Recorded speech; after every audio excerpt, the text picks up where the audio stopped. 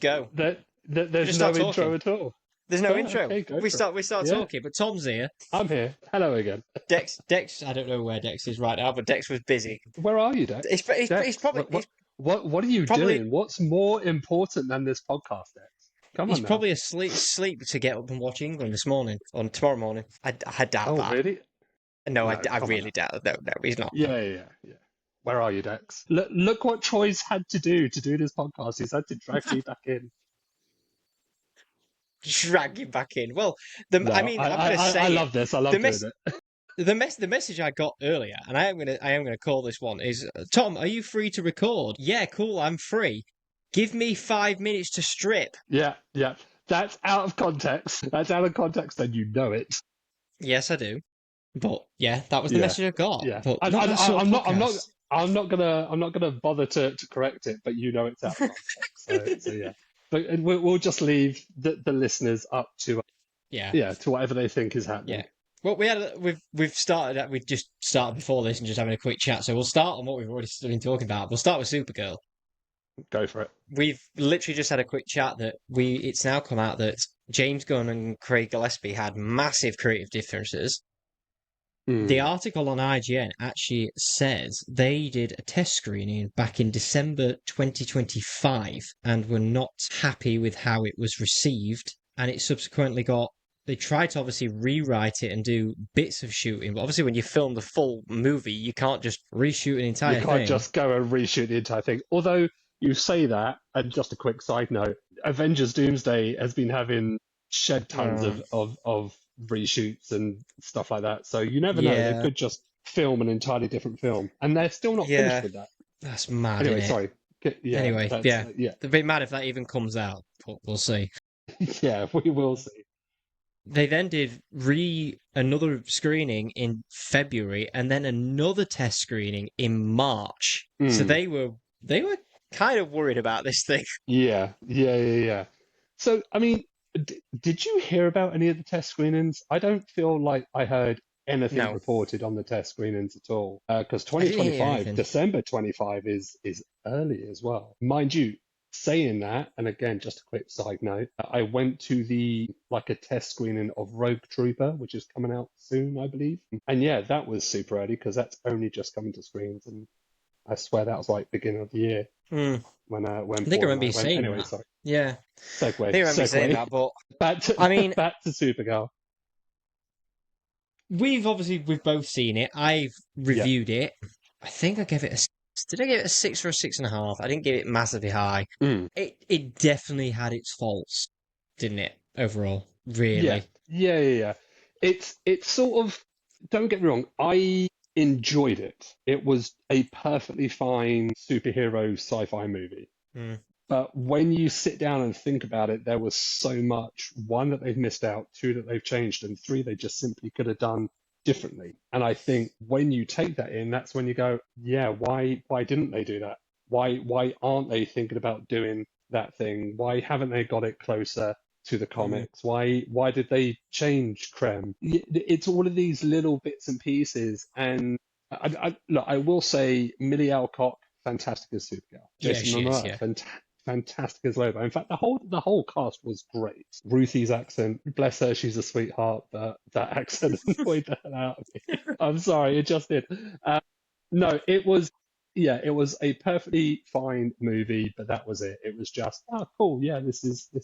Yeah, I think for me, listen to things since. I've heard a few people saying like, but it's a comic adaptation and all this and everything. But when you're marketing and you're literally discussing in your marketing campaign the comic book, Supergirl Woman of Tomorrow, and saying this is based on that, you're already setting yourself up that's kind of what we're expecting. Yeah. And I mean, it's then sort of come out. I mean, we've not had full confirmation yet, but when Craig Gillespie put the first pitch in and the first script and everything, it's now come out that he hadn't even read the comic. So he wrote it with a woman who had read the comic, who then, reading what she said, she totally missed the mark on what the meaning of the comic was and got the ending completely wrong. She read she read the ending wrong. She misinterpreted it completely. And even Tom King himself has said that she completely misinterpreted the ending. Okay.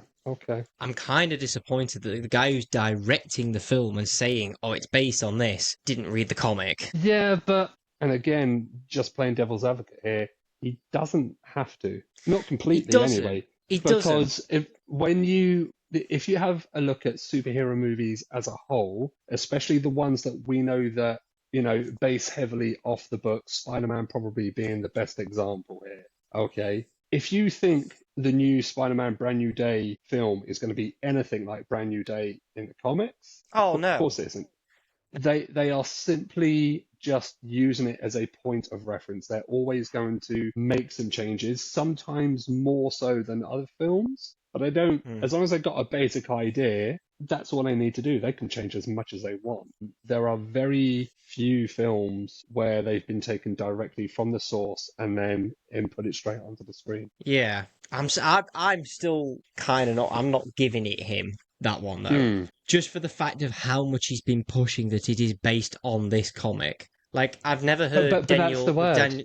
I've never heard Destin Daniel Cretton say that Brand New Day is based on the Brand New Day comic once. They've just taken the name. Born Again was they'd never said that it was going to be the Born Again comic. They just took the name. They've said all along Tom King's Woman of Tomorrow is the basis of this story, which it is, but they have missed a lot of elements. Yeah. And that's it though. But you could take the name, you could base it off the story, but it is that key word, basing it. Okay, you based it off the story. You don't necessarily have to do page for page, panel for panel, shot for shot. Wrong. That's another thing that entirely though, isn't it? Yeah, so, I mean, I've said it in my review, like, the main things I had problems with was I thought the story was just, it didn't go into enough of it for me. I thought a lot of the visual was really lacking. Colour-wise, we needed way more colour in that. Every planet looked the same planet. Like, there was no contrast. I mean, okay, so look, I would disagree with you there. Okay, God forbid if Paul's watching this, I'm actually going to agree with Paul, because Paul. Oh God. You and I both know that Paul. This is getting edited out. This. You and I both know that Paul hated Man of Tomorrow. Sorry, Superman. Yeah, wrongly. Well, yeah, of course wrongly, but we shan't get to that right now. But he actually enjoyed Supergirl a lot more. I will say, and he says the same, visually, it actually looked better. I will disagree. Yeah, dude, honestly. Oh, I'm the opposite. Complete opposite. This was just drab brown and greys all over the place. Dude, there was no colour. There's no colour. There's no colour. Tell me where there's no colour. Tell me where there's no Rufy's homeland is literally like grassland. It looks like Rebel Moon. They then go to another planet where it's literally like this shanty town and it's full of greys and everything, and the ground is all sand and everything. They then chase I can't remember what their name, brigands, to a planet which is literally dust and stone and desert. Look at the comic, again, that they took reference from. Yeah. There's beaches and all sorts and stuff. And I get that, I do get that, but we've already established that the visuals, as in the comic visuals, and this is something that I've said, I don't want to say hard to recreate, but to accurately recreate that might be a little bit more difficult. Guardians did it. Let's see, I would say the opposite for Guardians. I love Guardians. I do love Guardians. And don't get me wrong, there was a lot of very different visuals out there, but they were going in Supergirl for more practical effects. Whereas with Guardians, it was a lot CGI. Okay. However, I will say, and this is where I'm going to disagree with you on Supergirl. You are right that there are similarities, but color-wise, the colors are there, but they're not as good as what they were in the comics, okay, and/or as bright and/or as multicolored as they are in the comics. I will give you that. But the colors are there, the contrast is there.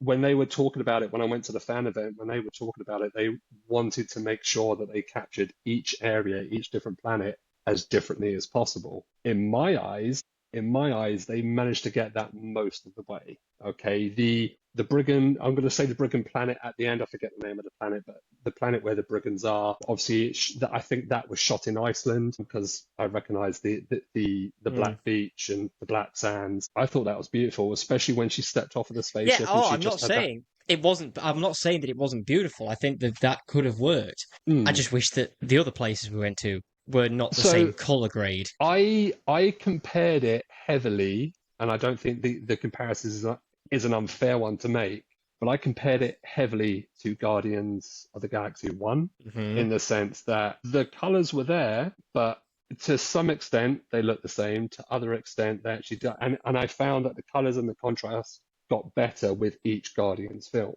I would say for Supergirl, they got that majority correct. I like the different settings. It was very recognizable. I will say the interiors looked very similar. The shantytown bar, and then the bar where they find Lobo for the first time, and then the town outside of that. I could see where you're trying to make the similarities, but for me personally, they looked very distinct. There were some similarities, but the colors and the contrast were there, although they weren't the colors and the contrast of the. Fair enough. So, Yeah. do you think it could have worked with the colors and contrast in the comics? So this is what I mean, trying to translate that from the comics onto film. I don't know how that would have looked on So screen. here's my next question. As a massive Mm. Lanterns fan, how the hell are they going to do it? Well, we're gonna have to wait and see, aren't we? We are gonna have to wait and see. But I will say, for Lanterns specifically, a majority of that show is going to take place in that Oh, one I know town. that. But I mean, if you do want to Okay. do, Sure. yeah. But you know, there's going to be some space, space adventures, but Oh, yeah. a majority of that show is all going to be in the same town, Hmm. and it's like I want to say it's like Western Nevada desert type Yeah. town, and Yeah. then you're going to have like the prairies and the grasslands and all that sort of stuff. So Yeah. I'm excited. I am excited, but again, if Yeah. they're trying for not Guardians for Green Lantern, if they are trying to capture the true detective style, then they don't need to go big and Oh, multicolored no. Yeah. I because get that. yeah. Yeah. And don't Yeah. forget that's their one of their big inspirations for this show. Yeah. But the big inspiration for Supergirl was the Woman of Tomorrow comic, which is bright and Mm, colourful and mm, everything. It's literally mm. like you could just like go round and round. But anyway, what else? I said I thought not. I thought he was good. Is it Mathis who plays Krem? Yeah, My only he, problem he is he he was was good. great. He was great, but it's Mm. nothing we've not seen before, and it's too similar to other villains and very forgettable. He was made to be very, very generic. And Yeah. and the thing is that in the comic book, Krem is actually quite a generic villain. There's nothing too special about him. Mm. But that's why it worked in the comic that this almost nobody villain is causing all of this grief for Kara and Ruthie. Mm. And again, I just don't quite think it transferred completely over into Mm. the film. It was just, there's the bad guy, go get the bad guy, end of film. But it was simple enough. And sometimes films don't need to be overcomplicated. No. And if we're going to use one as overcomplicated, but also maybe simple in a way, that's Doctor Doom.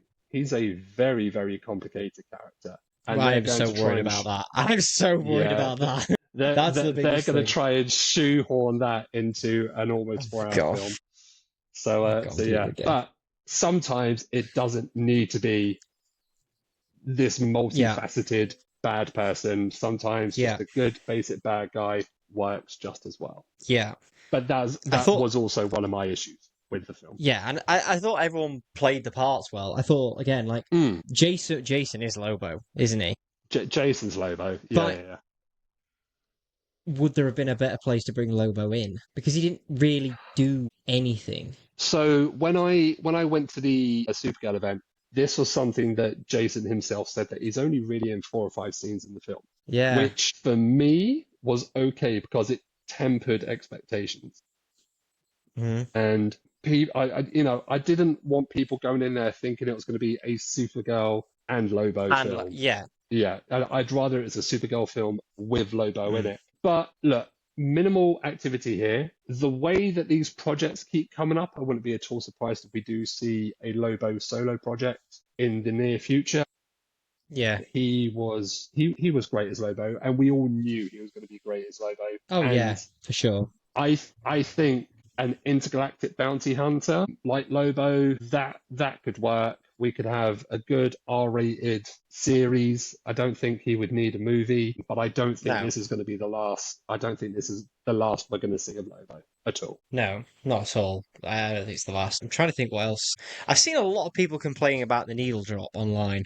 Have you seen this? The needle drop. So they're saying like, again, that was my first reaction. They're saying about the when she beats all the brigands up in the tank and everything, the song choice of when it's like, let's take some Well, time, that needle yeah, yeah, drop, yeah, yeah, yeah, yeah, yeah, yeah. that it's just, Out of I all get, the films, sorry, out of all the things I could say about the film, it was the I least wasn't worried thing. about the music. Yeah, I wasn't No, worried about the music. It was perfectly fine for the movie.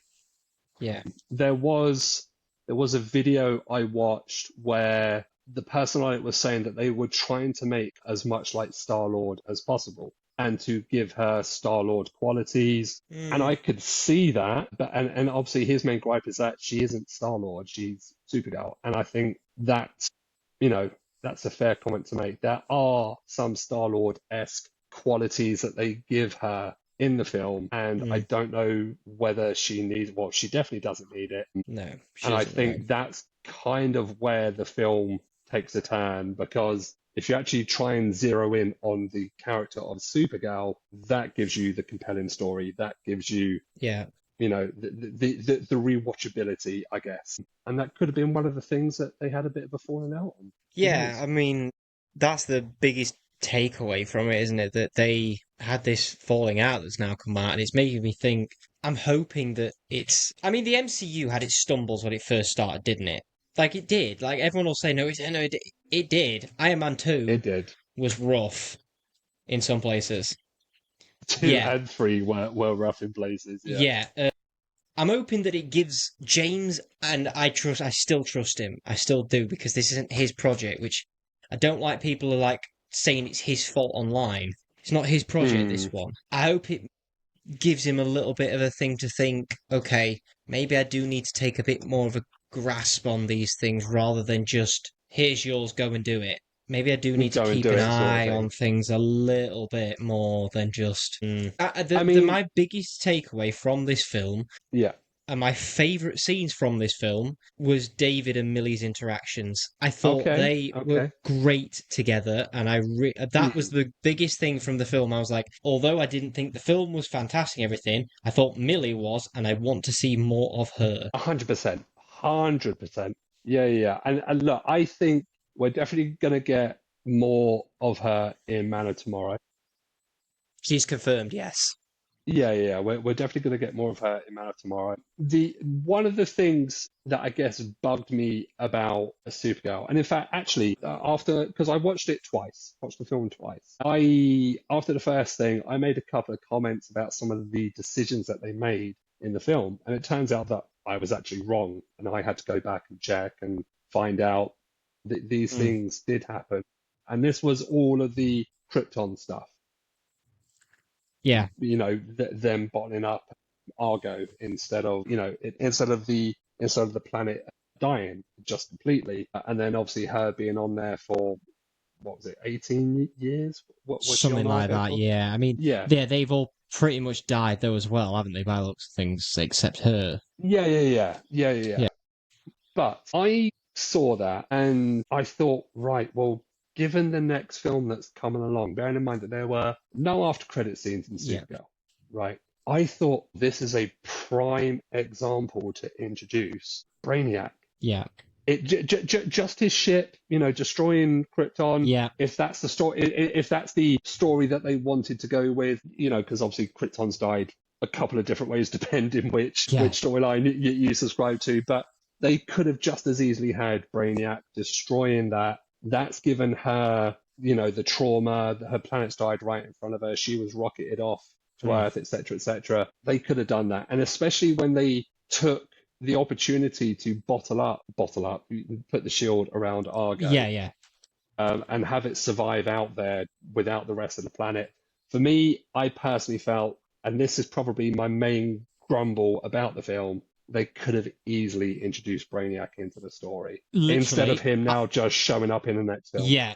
Until they had literally left there, and I was like, we aren't seeing this again. I was still expecting him to pop up until the last second of her leaving there. I was like, Brainiac's still going to pop up. There's going to be a little thing here of him popping up. And Yeah, then when he yeah, didn't, I yeah, was just like, right, I yeah. do think you've missed a little bit of an opportunity there with your. Mm, mm, You are mm. making a universe. You need to tie this in, even if the slightest little bit. Yeah, Obviously, I know it is obviously tied. It's Supergirl in Superman, like it's obviously tied, but it's nice to have them Easter eggs, and that was a prime opportunity to do an Easter egg for Brainiac, and I was shocked when he didn't. I was really surprised. yeah. And so, that kind of leads me to think that when Lanterns comes, that's when he might show up. This is pure Mm, guesswork on my part, mm. but I would like to think that they're not just going to shoehorn Brainiac into Man of Tomorrow just like that. It needs more. It needs that threat, that level of threat, So- that like shit. There's a big problem coming Superman's way, coming Earth's way, which yeah. is, I'm not saying obviously they've got to take the Marvel route and take 10 years of storytelling and, Well, have Marvel all of aren't these now. little, Doctor Doom. yeah. We're going to forget that. But yeah, it just would have been nice just to kind of have things a little bit more cohesive than Yeah, what they've been so far. yeah. So, as I say, I didn't dislike the movie. It didn't get me. There were no real emotional bits that really I was like, oh, that got me. Yeah. Yeah, in Superman, that really did. There was quite a couple of moments that did, but Mm, overall take, even though I did give it a 6, I did enjoy it. yeah, My biggest overall take was I want to see more of the characters. Yeah, yeah, definitely, yeah, definitely, definitely. that's the James Gunn Craig Gillespie news, Mm, which is a bit, oh god.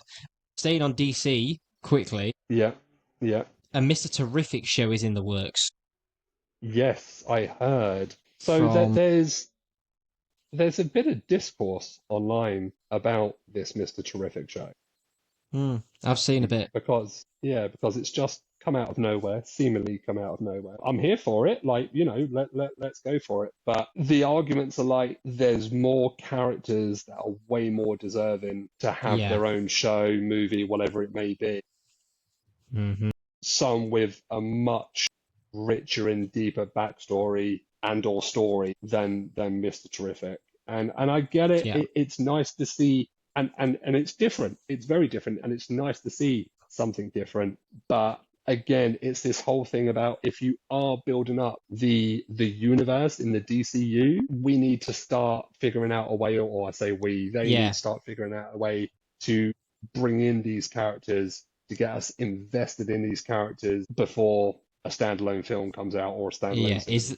Is that where you need to go first? Because one of the things that I thought was really cool with the MCU when it first started, now thinking back, is the first phase, every single one was in a different, not genre, but very different to each other. We had a period piece, we had a technological thing, and we had a Norse Mm, god. yeah. Mr. Terrific, although it's the technology thing and that, it's another one on Earth again, like that and everything. DC is a massive expanded universe and that, and it's obviously going to be like another Metropolis thing and stuff. I do think at some point, not maybe like instantly soon or something, you've got to bring some of the other heavy hitters in. Mm. I think you got it. I think you got to get to Batman at some point, and I, that's I not me saying I don't want to see these other characters. That's my mainstream public going to the cinema head here, thinking he's a draw. sure, but out of all the projects, that's the one I'm least worried about. Yeah, yeah, I am because Because, it's gonna make money. well, not even that. Not even that. It will do. But the thing is that they could snap up a Batman actor and make a Batman film and or series. It won't be a problem for them. They can They've done that so many times Yeah. before that that's not a problem. I wouldn't mind even if we wait another couple years, I mean, the okay? actor is Because potentially being cast, I don't know if but you've yeah, seen yeah, yeah, this. yeah. I've seen it. I've seen it. Or the references, but there's no confirmation, and no No, one it's knows is it 100%. Tom Brittany, I think Some, it yeah, is. yeah, yeah, yeah, yeah, Yeah. yeah. Which, just But to going, totally just to go off it, look at mm, a photo of him, cover his eyes up. His I've chin is seen just it. the comic book Batman. Yeah, no, Literally. no, I've seen that. I've seen that. But Yeah. again, it's the film I'm less worried for. And Yes. to take it back to Mr. Terrific, I don't know whether him being on like an Earth-based film would be the right play, because this would be a prime opportunity to introduce the new gods Mm. and to have him, back on their own planet, and then introduce Apocalypse and potentially, because let's face it, if you're going to have Mr. Terrific, you're going to want the new gods. And if you're going to have the new gods, then you're going to want Darkseid. And this is the thing. It's like, okay, fine, I don't mind the idea of there being a Mr. Terrific series or film, whatever the case may be. Yeah. It obviously depends how they choose to go about it, but the implication is, well, you've got this one guy, he's got this really big backstory. We won't worry about what villains he has, what bad guys he has, who he's going to be fighting. Nothing about that at all. This is Yeah. a perfect moment to introduce the expansive side of DC. Yeah. I And mean, we are getting obviously, Mr. Miracle.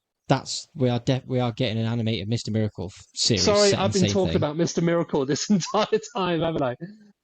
I was a little bit confused when you said about new gods. I was like, Yeah, I don't think Mr. If it's a new yeah, god, yeah, but yeah. I've No, maybe no, missed something. Mr. But you're again Miracle, Mr. Mr. Miracle. Miracle. Yeah, yeah, yeah, yeah, yeah. Okay, Mr. That's an Terrific. animated. Yeah. That's an animated. That is coming, which I don't mind it being an animated one because it's less of a risk where people can also just go, it's another flop, it's another flop, it's another flop sort of thing. Which I'm not Mm, saying mm, Mr. mm, Terrific mm. would necessarily just be a flop, but there are other characters that are, as we say, bigger, more deserving, more backstory and stuff like that.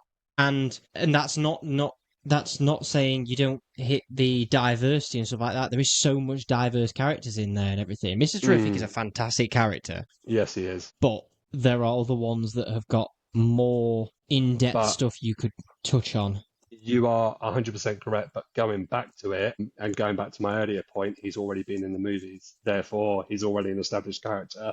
Therefore, Yeah. there's that draw. Hmm. Yeah, sorry, I realized I went off a Mr. Miracle tangent there. I don't know how that happened. It's late. I haven't been feeling well this weekend, so yeah. But yes, the same thing applies. There are other characters you could have with a much more expansive background, Yes. a backstory. Hmm. Do we need a Mr. Terrific project? No, no, we don't. However, No. saying that, would it be good? Would it be good to see him in a series of film? Yeah, and let's face it, that Mr. Terrific scene in Superman was one of the best scenes in the Oh film, yeah. and Yeah. his character, like the way that he was portrayed on screen, I would love to see more of that. I really would. Yeah. I And feel as though again, his character, sorry, how he is, fits in an ensemble very well though.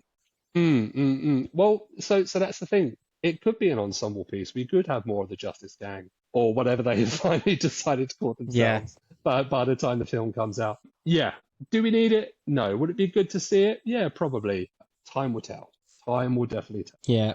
What was I gonna say? I thought there was something else on that, but I can't remember what it was. Because there's a few more animated stuff coming out, which me and Dex quickly touched on last week. Obviously, we have got Absolute Batman, Yes. Yes, we do. Yeah, yeah. which Absolute is Batman, mad. Batman Nightfall as well. That's Yeah. coming. The There's a trilogy. Joker one. Joker, Laugh Riot, Crypto, and Absolute Batman. Yeah, those were the four projects announced the other week. Yeah. Right, I'm ready to hijack everything. I'm Hmm. switching over to Marvel. We have a Okay. Daredevil suit to talk about. So, for the folks listening, the second I found out about the suit, I immediately went online, and I swear to God, there was like three different videos of Troy talking about the suit. He's already printed the helmet and all, all that sort of stuff. Troy has been itching to talk about the new suit. So yeah, go on, Troy, take it away. Tell us about the new suit. So, first of all, I do love it. I really do. Mm. And I've already had a message from someone, just a random person on TikTok messaged me and said, you only love the suit because it's the character. That's not the case because I openly admit I don't like the She-Hulk suit. Mm. I really don't like the original Netflix cowl. I think it's No. awful. So there Yeah, are versions of him I do not like the suits of. yeah. I really like this. I really do. Okay. Now, would I have preferred a full red suit? Yeah. It's Daredevil. I want a red suit. But I Yeah. really like this because for me, it definitely feels like an evolution of what he had at the end of season 2. It feels like, obviously, Matt himself won't see it, but whoever has made him the suit, which I really hope we do get someone making the suit, because that was one of the things of the Netflix thing. We got Melvin Potter Mm. making him the suit. And I want to Yeah, see yeah. that someone has done that and someone saw the black and the red and that he was a symbol for the city. And they've Yeah. just been like, we're just going to run with that. It's not what I expected at all. Mm. That's one thing, though, that I didn't Y- expect. I did Were expect. you thinking King of New York? I wasn't thinking the full King look yet. Okay. I think you have to have Elektra for a little bit before you go to that point. Re-establish her, because obviously some people will not have watched the original Netflix thing. Hmm. Hmm. Some people will just jump on board again. I think you've got to at least have her for at least one season before we go to King and all that. Yeah. I did think he was going to get a suit with a full beard. I really Okay. did. Because we had seen Charlie with the full beard, like he had grown Yeah. it out. And I was Yeah, like, yeah. well, obviously they're not getting rid of that. And then suddenly, days They before got rid of this it. came out, Charlie was seen training with his personal trainer, fully clean shaven. Mm. Which Yeah. then I straight away was, as soon as I saw that, I was like, right, okay, so they're not doing that version. It's going to be something different. Yeah. Yeah. It is its own thing. Again, like season 2, Charlie made adamant that they wanted this suit to be its own thing, not based on the comics or anything like that. It was going to be their own thing with the red bleeding through the black. Feels very similar. The only one that's slightly close, but it's even a push at that, is the black armor suit. But Hmm. Yeah. Yeah. even that is a little bit of a push because again the colours are switched in the black armor. So I think the biggest takeaway when I've seen the behind the scenes thing, I think he looks really cool. But when he stood next to Elektra with her suit, they look Mm. fantastic together. Yeah. Yeah. Yeah. Yeah. Absolutely. I obviously I'm not as invested in the suit as what you are. Hmm. I do love Daredevil. I love the character. I've obviously loved the Born Again series as well. I'm here for it. I don't think there's too much else I could say apart from that. I'm here for it. I don't mind how it looks at all. And as long as we get it to the caliber of what we've had in the sense of the show itself, Yeah. yeah, cool. Make whatever changes you want to the suit. I do not mind whatsoever at all. No, I'm so glad they kept the logo. Mm, That's the one mm. thing I was like. I mean, there was no way once you've given it him, you can't take it away You can't again. take it away. Yeah, yeah, yeah. No, Absolutely.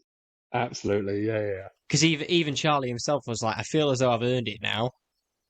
Like Mm, it's been like God knows how many years, and he's literally been says I've been waiting it's to wear them weighted. logos. Yeah, Yeah, yeah. Absolutely. yeah. I mean, I could talk about little bits and little bits here and there of this suit all over the place because I've got so many screenshots now of this thing. Yeah. How's how's Rob doing? Just a little sidetrack. Is Rob helping you with this suit, or is that just Green Arrow entirely? No, so Rob is helping me with Green Arrow, so I'll talk about that in a bit because it's gone really, really big. This has gone really Okay. cool, the Green Arrow thing. So no, Rob isn't involved in that. Rob's involved in this bit's been all me, so I will be getting new gauntlets made, Mm, adapting. Luckily, elements of the accessory stuff he wears, like gauntlets, shins, holster, they're all the same. The hardest part, and it's very difficult to see, is how this suit actually works.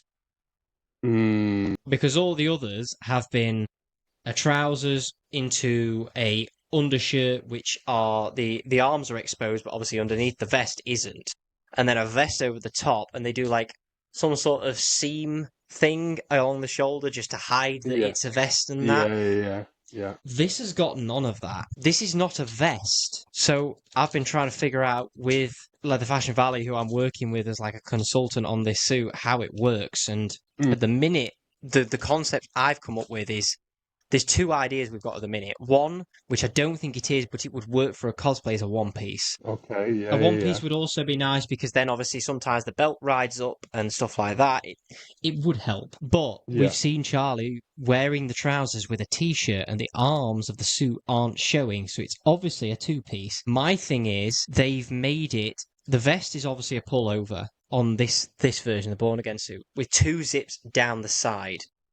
I think all they've done is implemented that undersuit into the vest instead. So it's now a pullover with long sleeves with the zips down the side. But until we get closer shots, that's literally that's the main thing I'm trying to figure out at the minute. Everything else I got figured out. Yeah, it's just the how this functionality suit of works. it all. It's how this suit works. Which if they'd have just done it like this, I'd have known instantly. But they ain't. Just repaint it, yeah. Yeah, which I did for the black one, which was lovely. Yeah. But I did enjoy that. That was nice. The black one, literally, it was like, because I took so much time on the red one because it was a brand new suit, a brand new take and everything like that. How it worked was different and stuff. The black one was very much a breath of fresh air. I was like, it's the same exact suit. I could just paint it black. Brilliant.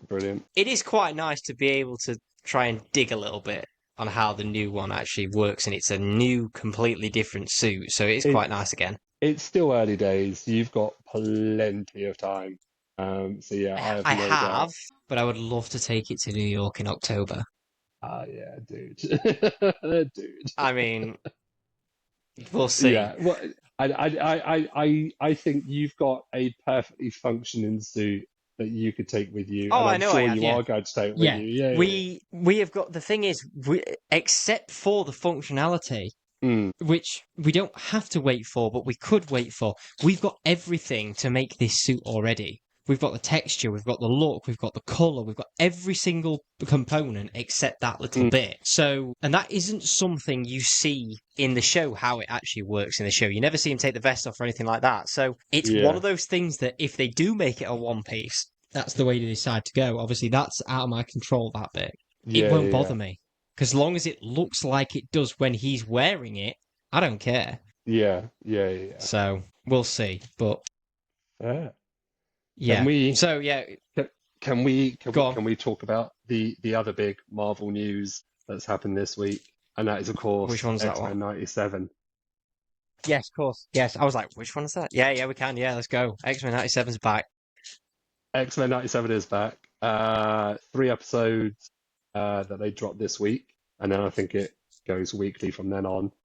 Can we talk about basically the best episode so far, which is episode 2 with X-Force? Yeah, we could talk spoilers. Yeah. Let's just go. Like, yeah, it's been long enough. I only watched it yesterday.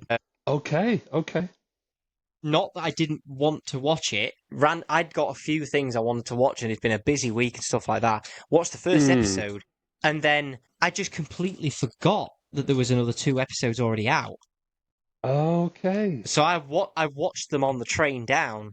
Sorry, Friday night. Like, pretty much, yeah. But I'd completely forgotten until literally on the train. I was like, I've got nothing to watch. Shit, hang on a minute. Yeah.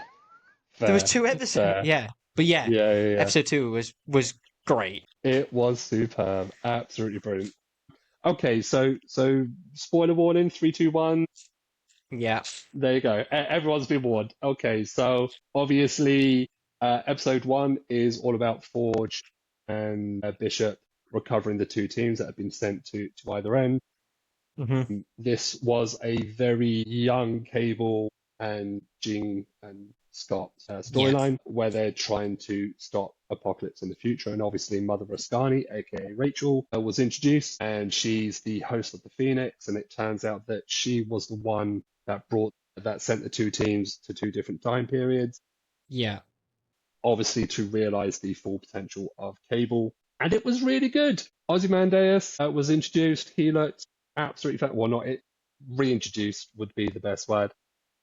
He looked absolutely fantastic design-wise. Animation was tip-top again. The 4 Horsemen ripped straight out of the comic books. They looked incredible. Yeah. Really, really, really good episode. Then season two comes, episode two comes, and this is a X-Force centered storyline set in the present. They With its own changed opening. with its own opening. The title card was, it was glorious. I screamed, Troy. I was screaming at my TV. The whole street could hear me. I was popping for this title card. It was glorious. Obviously, one of my favorite X characters, Cable, one of my favorite groups, X-Force. Such a great addition to the episode. He's obviously recruited Jubilee and Sunspot into the group, and Jubilee was kind of like this moral center throughout the episode. She didn't agree that, Cable and everyone should just go around killing everyone, and they were after the Horseman War from the original X-Men 92 cartoon, and it was great seeing him again. And they spoilers if you haven't seen it, 3, 2, 1, they straight up murdered him. Yeah, it is not holding back. Is this not? This is not a kids show. This ain't like the original. Not. Yeah. So obviously Jubilee is at odds with Cable, going, well, actually, no, we're still the X-Men stroke adjacent. But we shouldn't go around murdering people. We should be doing what we need to do, but obviously trying to help people. And this is obviously, she was grappling with how Cable was, and Cable was slowly coming around to, trying to remember him being as a kid, trying to get on Jubilee's side. There was a nice little moment, because obviously Cable's been a soldier since he was a kid. Yeah. He's had no childhood. Now, it was a nice little moment where, when they were in like the burger bar, I guess, and he was having his milkshake and he was really enjoying the milkshake, and he kind of looked at it and there was this look in his face like, oh my God, I've never had a milkshake before. This is amazing. It was really good, really fun. Character designs were incredible. Sunspot looked fantastic. He does. Yeah. So that was really, really good. And then episode 3 was the team in the present, and obviously we got part 2 coming next week. When they went up against En Sabinor, who isn't completely Apocalypse yet, but very much getting there. Yeah, I don't know where this is going. Well, yeah, I mean, so obviously Beau DeMayo, the guy, has written. I think he had already written season 2 when he was fired. Yeah, and I think he was halfway through season 3 as well. Right. Or season 3 was done, but they are currently filming seasons 3 and 4. Wow. So they've got the so they're material doing 4 for already. it. Yeah. They've got the material for it. Obviously, Beau is still being credited as an executive producer, I think he is, on the show. Yeah. But yeah, obviously. I've met him. Oh, you have? Yeah, he was in LA. He was at the screening when we went to one of the bars to watch it, because there's a place in LA that screen it every week, and a lot of the actors turn up. Oh, I forgot you done that, actually. Yeah, so we got, Beau was there. I can't remember her name, Rogue. Yeah, I know who you're talking about. Yeah, well, we had Rogue, Sunspot, and Gambit all there at the same time. Amazing. To watch it with. So, yeah, I have met Beau, yeah, and he actually follows me on Instagram. Very cool. So I've spoken to him the odd times and that. That all came from them Cyclops trainers that I did a while back. Yeah, I don't know where this is exactly gonna go. Now, I would say that of all of Marvel, and this isn't a thing that I don't love the X-Men is the least I know about, like, history-wise. Okay. Teams-wise, I was always Fantastic Four or Avengers. Yeah. Well, so the premise is that Bishop is trying to stop his own timeline from happening, which is the future timeline. Right? Yeah, which is round about the Age of Apocalypse timeline. Yes, that's what they're trying to stop. I mean, if we get a full-on adaptation of Age of Apocalypse, I will lose my mind. Cool. Because I do know that story. I mean, how can you not? Mind. Right, exactly. 100%. Yeah, I'm struggling to talk about it right now. I would lose my mind if we ever got that, and I kind of hope that we do, because then there are natural progressions on from that you could go to either way. But yeah, we will have to wait and see. I'm really, really looking forward to it, and it's off to. How many episodes do we get? It's slightly shorter this time around. I think it's only 9 instead of 10, which is what it was last year. Right, okay. But yeah, really, really looking forward to the show. and it's off to a fantastic start. Yeah, the costumes are really cool as well. I know they're not exactly costumes, So damn but good. I like how they are all seem to be in constantly different suits all the time, not just the same suit. I was going to say, I also forgot to mention X Factor also being quite prominent in the second episode as well. That's going to have a lot to play. I think X Factor are going to, yeah, they'll have a very It's big nice role to to play see throughout the some of the season. more obscure X-Men characters as well getting a look in as well, because there is so many mutants that we've never seen before. So Jubilee was captured by X Factor in the second episode. She was obviously put in like this holding cell, and there was an entire array of X-Men mutants. Obviously, Quentin Quire showed up, Pennant showed up, the young mutants that were being chased by them. The Stepford Cuckoos were also in there. Yeah, just so many. I'd have to watch it again to get every single one. But yeah, those are the ones that I was like, oh yeah, like absolutely 100% recognizable. Yeah, really, really looking forward to episode 4. Nice. Yes. The thank you for my little X-Men ramble. No. Honestly, I'm glad you said that because I'd completely forgotten again that even happened. It just totally blanked my mind. The big thing I know we both were excited to hear about and want to talk about is Danny McBride is doing G.I. Joe. It's not a sentence I thought I'd ever read or say. No. And it won't be a comedy. He has said this will not be a comedy. Yeah. So I think the last Danny McBride film I've seen. Shall I have a look at his? Yeah. Let's have a look at his. I think it was the End with Seth Rogen in it. I think. Let's have a look what he's been in recently. And then, but before then, it was the one where he was a knight. So I can't remember the name of the film. Looking at this, it's been a while since he's been in much. Yeah. He was in The Exorcist Believer, by looks things. Okay. It says he was anyway. Like I know sometimes you look on Google and they're not actually in it. Yeah, see, I've gone on it and he's not actually there. But yeah, it seems a long time since he's done anything of it's definitely been a long time. Yeah. Definitely been a long time since I last heard of him, so that's for sure. So, what do you think? What's your initial thoughts to a Danny McBride G.I. Joe film? In terms of like him directing it and that, I hadn't really got any thoughts because I'd not seen anything.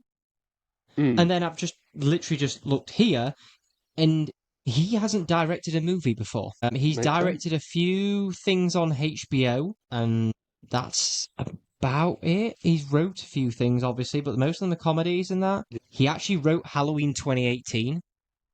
Okay. Which, of the new trilogy of Michael Myers films, was by far the best one. Because that last one was horrendous. I checked out of Halloween films a long time ago. Well, the 2018 one, I would say, is actually really good, and it's like... Oh, I've seen it. I've seen them. Yeah, they're whatever. They're not great. Yeah. That one was really good. I liked that one. But the main thing that got me excited was how excited he was and how much of a fan, like, listening to him talk about it, that he's a fan of this. He wanted... There was something else, and I've totally gone off my head what he actually pitched first. Was it Dreadnoughts? Yeah, it was Dreadnoughts first. Yes. Yeah. He pitched Dreadnoughts, and then I think it was a bit like Paramount were like, we like the idea, but it's not a big enough franchise at the minute to get to that point. And they pretty much said to him, do you want G.I. Joe? Well, because they wanted to relaunch G.I. Joe. They said that we have this project, would you like to do that instead? And he was like, yeah, absolutely. Like let me tear at it. Let me go for it. Yeah. Which that speaks volumes to me. Like that. He's very clearly passionate about it. Obviously, very early doors. There's no details on it at all. No.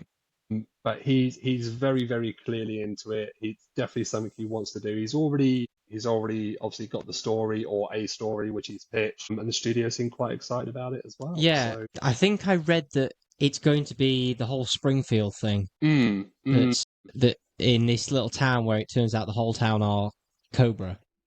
Cobra, yeah. Which is quite cool. I like that. Yeah, I mean, I still really want G.I. Joe Transformers. 100%, 110%. And I know the animated series is coming. We've been told that like the Void Rivals universe from the guys who did Invincible are doing an Amazon series, which will suffice, and I'm really happy about that. But I do want it in live action. No, you're right, but so the Energon universe is it's official. Sorry, Energon. Sorry, yes. Yeah.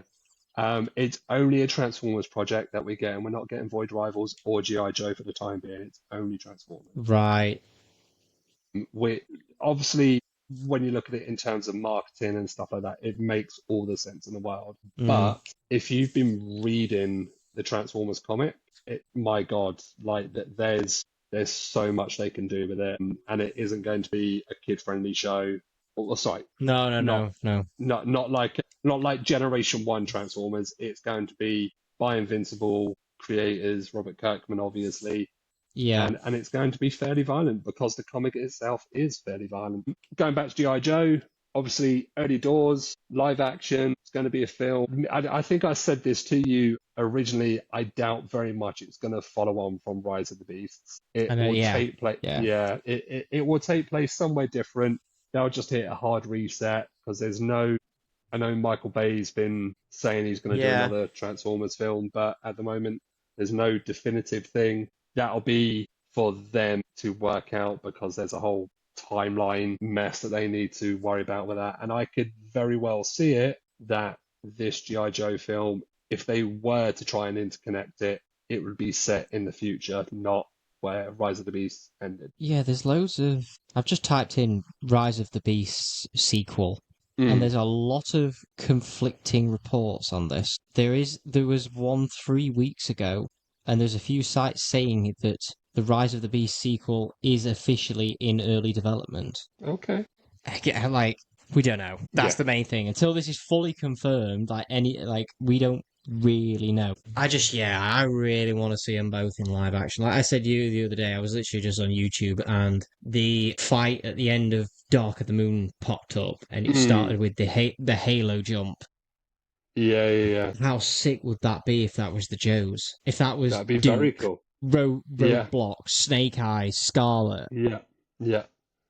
That would have been very, very cool, but sadly it is not. I know. It would just, I could just picture it of them being the ones taking down. It would be amazing. It would be amazing. I really hope some of these franchises work, because I know with Master Universe we loved it, and it's done nothing but had great reception. I've not heard a bad word about it, but it didn't do great at the box office. No. And I'm just really hoping it does succeed in streaming, because it deserves it. It's not one of those where it's just like a niche one that you liked because it's a character you liked. It's really good, and it's really well made. It was passion. There was a lot of passion put into it. Yeah.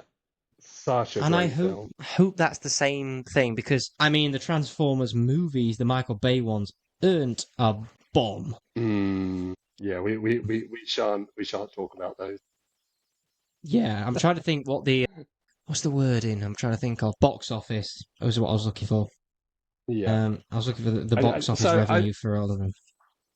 I think 1, 2, and certainly the first live action Transformers done very well in the box office. Number 2, there was a slight decline, but done reasonably well. And then it kind of got a little bit worse as time went on. But for me, those films lost their image very, very quickly. And there perhaps could have been other stories and other things they could have done. We have obviously not on the podcast here, but in person, me and you have spoken about the Bumblebee movie and perhaps what the Bumblebee movie should have been, rather than what we got. Rise of the Beasts, as much as I enjoyed that film, and I did see it as the better film, it still very much had its issues. Not to mention the whole timeline side of things. Yeah. But I enjoyed that. But again, that had its issues as well. I've got the box office takings of here. So 2007 was obviously the first one. Made 710 million. This is worldwide, and then going up, obviously. Revenge of the Fallen was 836. Okay, yeah, so done better. Dark of the Moon was 1.12 billion. Yeah. I've been Age of talking about Dark of the Extinction, Moon a lot recently. Sorry, side segue, but yeah, um, carry on. no, Age of Extinction was 1.1 billion. Still, Yeah, okay. even the last night, I mean, it's a significant drop. It is the lowest one, was 650 mil. Yeah. And then Bumblebee was 467 and Rise of the Beast was 483 mil. So they have gone progressively down. Mm. And I don't know, just in general, if this is just a change in how people are watching things in general. Because there's always the one that just seems to come out of nowhere and be like a huge thing. I know, obviously, like it's not out of nowhere, but Spider-Man is going to do very well at the cinemas. We know it is. But then there's ones that are tipped to do well and don't, because it seems to be like in a year there's like one or two that do incredibly well and then the rest Mm. don't.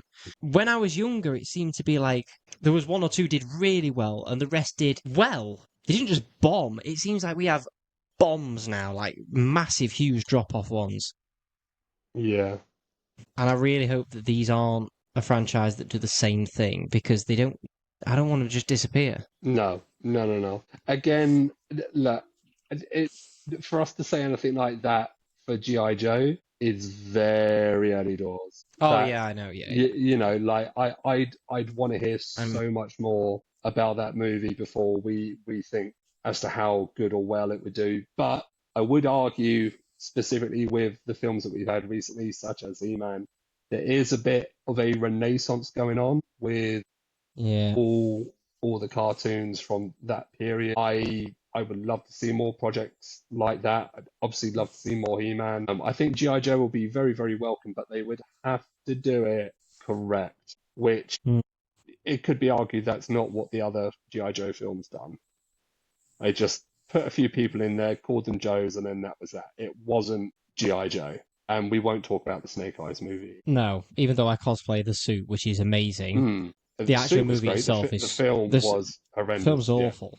yeah. Yeah, I don't even touch the film. Yeah, even I admit that myself, even though I cosplay the suit. Just look at the box office for the originals GI Joes. So the first one, Rise of the Cobra, Mm.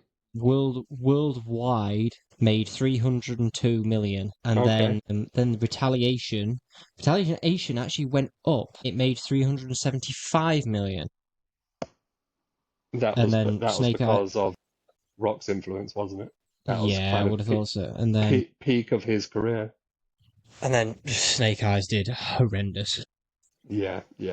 We shan't talk about Snake 40. Eyes. No, Jesus. Yeah. To this day, I still haven't watched that film. I've watched it once and it was on a laptop and it was an alright, it wasn't a copy, but it was like not the best way to watch it and I didn't want to watch it in a better way. Yeah, not once have I watched that movie. I think it was on Netflix actually at one point. That's where I watched it. Yes, I did. Hmm. It was Netflix. It just popped up as a Netflix. Oh, watch this one. Okay. But, yeah, rough. But I hope the enthusiasm of Danny McBride gives me a little bit of hope. Yeah, yeah. That's the main thing. Yeah, absolutely. Look, it's Yeah. got me interested. We will, as always, have to wait and see. But a Danny McBride, straight out of nowhere, Hmm. led G.I. Joe movie. Yeah, sign me up for it. Let's go. Yeah. Let's, And anyone who looks at his resume and thinks, oh, he's only a comic actor or a comic writer, you've only got to look at like Jordan Peele. exactly. Being a comic writer for years doesn't mean anything. No, not at all. Not at all. If he's got the passion for it and he's already given a pitch and they've already got something in mind, then that's it. Right? That's good enough to go on for the time being, and that's kind of all we need. And it'll probably be next year now when we'll start hearing more about it. Yeah. But just get the characters right this time. Don't do Snake Yes, Eyes yeah. like you did. It has to be done properly. Yeah. Just don't let him speak. Yeah. That's pretty much it for news in terms of what I saw. Like, I know there was the one last week of PlayStation not doing physical media, but as Oh, much as everyone's like yeah. hating on it, and I think it's awful, it's terrible, and everything, kind of saw it coming. Unfortunately, it was at some point inevitably coming, wasn't it? Like, Look, I want to say no, but certainly with GTA 6 not having a physical copy, if they can start making games like that, then yeah, I would have waited. I would have waited to see how Mm. GTA 6 does. GTA 6 is a massive game. Millions of people are obviously going to buy it. I'm not one of them. I really, really wanted to, but I want to own my game. I don't want to pay all of that money just for a code to download it. This is something I've spoken about in the video. Yeah, if you were going to go diskless, I would have waited to see how Grand Theft Auto done before pulling the plug or making that choice. Yeah, I personally love physical media still. I So do still I. buy So do steelbooks. I. I still buy collector's editions if one comes Yeah, out. It really takes my fancy. yeah, We're just going into an era where don't own anything. yeah, yeah. Well, look, at the moment, we're not. I wouldn't say we're there yet. I don't think No, no. we're that. I don't think we're that close, but we're probably closer than what we would like. But I saw a video the other It. day, and it was like, it's not games, but it was on the PlayStation Store, and it was a couple of movies. One of them was T2, definitely. And Mm, the guy had said, if you bought T2, you bought it at full price for HD and 4K and that. mm. You paid that, but it no longer exists on PlayStation. So you bought it, but you can't watch it or anything. All of these Studio Canal films have Mm. been taken off of PlayStation Store. So if they had any involvement in making any film, Studio Canal properties have all been taken off. So if you have paid any money for any amount of movies, you have lost out on that money because That's mad. it you see the thing is, and this is kind of the example that I've been given with Netflix and Amazon. You pay a subscription price, and you know that you are essentially renting those movies and those TV series, and in some cases even Yeah. the games, for that price. Hmm. When it came to buying things from the store, you are on the understanding that you owned what it is that you brought. Okay, Yeah. a digital movie, sure, but you still owned it. Yeah. Yeah. Now, PlayStation have gone, It's not. well, no, you never owned That's not it. the case. You Yeah. just owned a license to download it, and that's the same with GTA 6. You are purely spending all of that money for the license to download the game onto your It's mad, console. isn't it? Now, I know Sony isn't going to revoke the license, or at least not willingly, not for Rockstar, not for GTA 6, but Mm-hmm. when it comes to 7 and beyond, well, they can force you to make that change now because they could say, well, we're taking 6 away. If you want more GTA, you're going to have to get 7. And Yeah. that's the side of things that I don't like. I think Yeah. we've got Wolverine coming out, which is going to have a physical copy. Yeah, because they made a jab at that, didn't they? Yeah, they did. Lao Fei is also. Yes. Every time I say it, it sounds like I'm saying two words, but yeah, Lao Fei, that's also going to have a physical edition as far as we are aware, but Hmm. that is going to come out much closer to that 2028, Yeah. and seeing rocks like when GTA 6 comes out end of the year, or sorry, November, that's going to be very, very telling for what Sony want to do. Mm. And I said in my video, Xbox, we're looking at you. Yeah, don't do it. They don't do it. Just don't do it. Set yourself apart. Keep the physical media going. There isn't a shortage for physical media owners. We love it. You can't see it behind the camera. I've got games, I've got DVDs, I've got Blu-rays, I've got collector's things. It's all physical. I like to own that physical thing. Yeah. Me and too. Sony are going to take that away in a couple of years' time. At the Yeah. moment, as it stands, it could Yeah. change. Who knows? Yeah. Yeah. That was the news. I was going to say you wanted to ask about Absolute Green Arrow. Yes. Although before we do, there are just Hmm. two other kind of big pieces of news, Go for it. a little bit more anime related. Okay. We've got Solo Leveling 3, but it's going to be in a movie form now rather than a series. That was announced yesterday or just the other day. And also a new Sonic anime for the 35th anniversary was also announced Cool. the other day, and the animation looks superb. There was a teaser video for it, and it just looked very, I'll have very to have a good. look at that. Yeah, go check it I out. haven't Go seen check it out. anything about that. Nice. But yeah, so they were just announced. That's all we've got for it. We don't have much else than that, but I thought it worth mentioning. Green Arrow, go. Absolute Green So Arrow, that yeah, is. I've wanted to do Absolute Green Arrow since I saw the book and read it. Because the book, if you haven't read it, highly recommend it. It's a brand new take on the character. It's totally different. It's flipping awesome. This is Yeah, Michael it's great. Myers meets Robin Hood.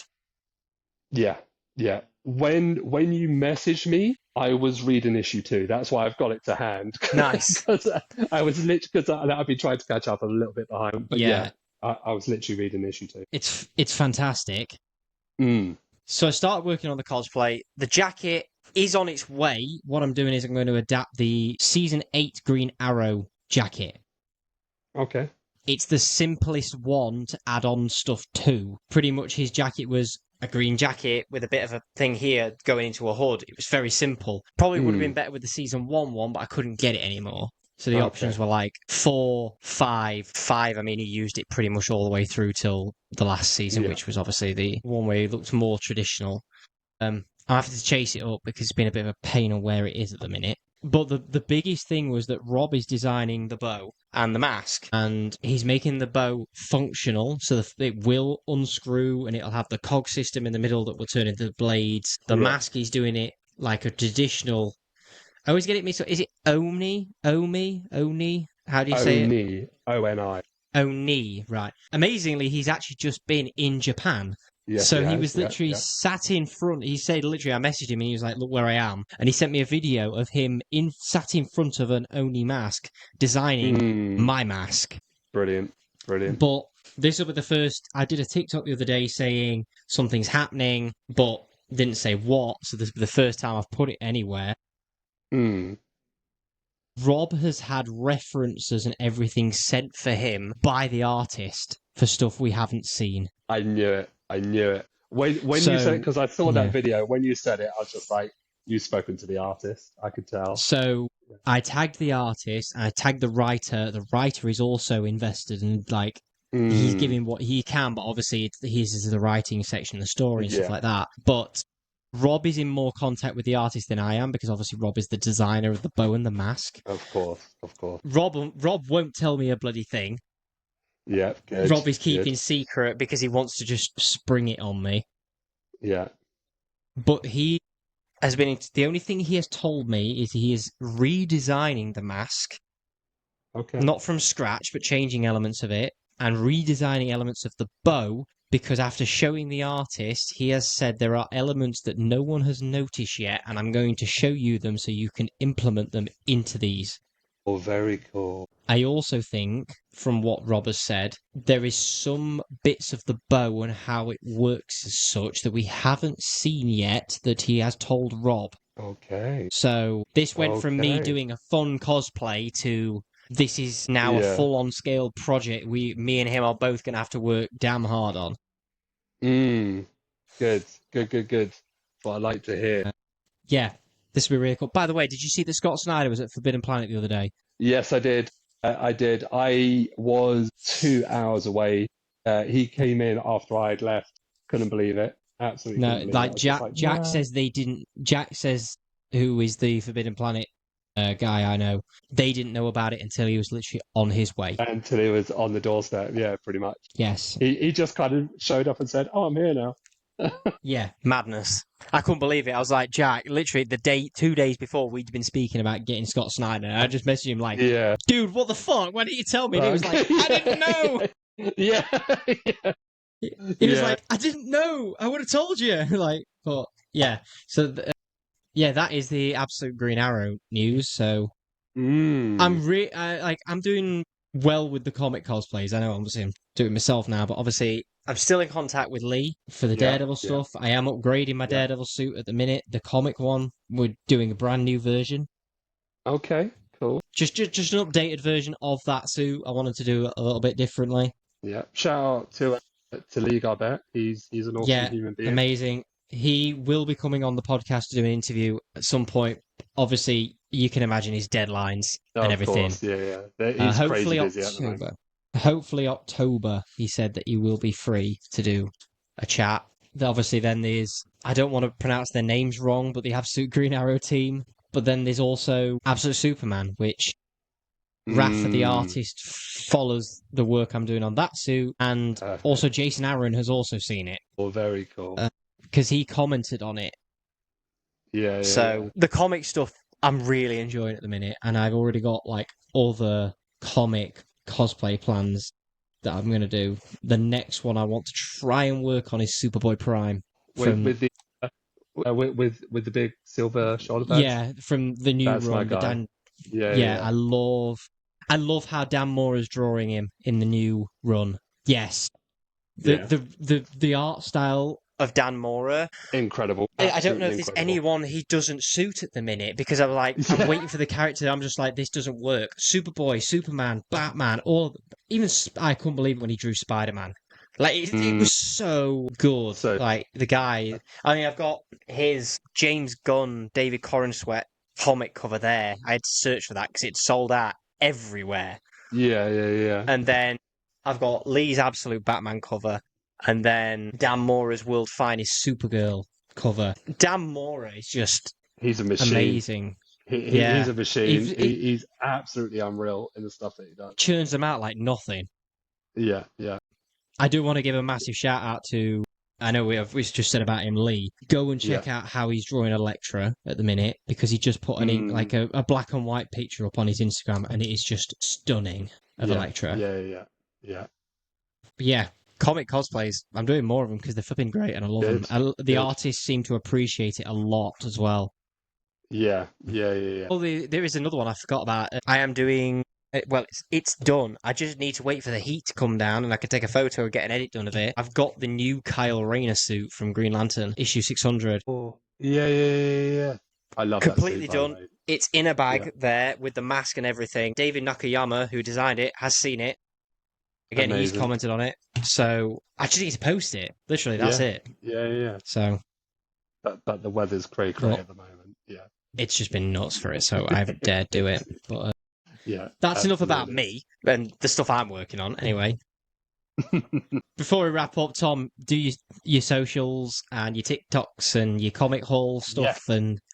Yeah. So if you like hearing about new comic books that are coming out on a weekly basis, if you like talking about Godzilla, if you like talking about Transformers, in fact, if you like talking about movies and TV series, then please do come and drop me a follow over on TikTok at KaijuBots is my page. You can also follow me on Instagram with This Is Gallagher Photos and This Is Gallagher as well over on Instagram as well. And I'll soon be reactivating my Blue Sky account for Kaiju Bots as well, so come follow me there. Nice. And you can follow us. Oh god, Dex is so good at this. Pretty much at Pop Cultured, pop.cultured.pod. Search Pop Cultured, you will find us at some point. But no, that's been the news. Dex should be back next week, I think. But no, appreciate you coming on, Tom. Thanks very much. You are welcome. No worries. See you soon, everybody. Bye.